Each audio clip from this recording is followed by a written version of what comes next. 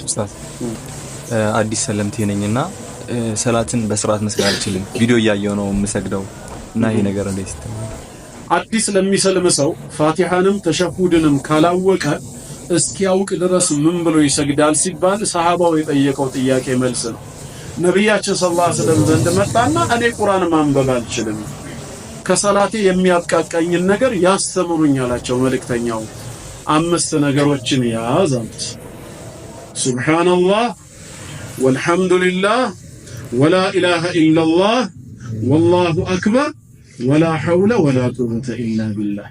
እነዚህ አዲስ የሰለሙ ሰዎች ፋቲሃን እስኪችሉ ተሸሁድን እስኪችሉ በቆሙበት ባጎነበሱበት ተሸሁድ አተህያቱ በተቀመጡበት ሱብሃንአላህ ወልሐምዱሊላህ ወላ ኢላሃ ኢላላህ ወላሁ አክበር ወላ ሐውለ ወላ ቁወተ ኢላ ቢላህ ካሉ ለነሱ ሰላት ነው።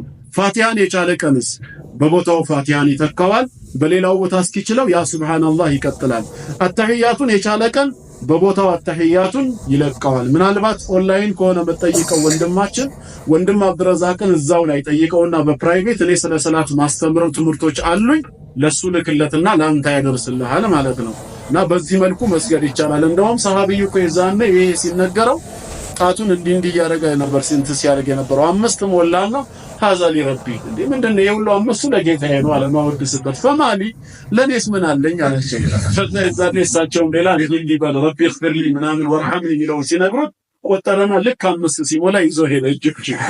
ለጌታዬ 5 ማወድሰው ለራሴ የማገኘው ብሎ እና በዚህ መልኩ ማብቃቃት ይቻላል።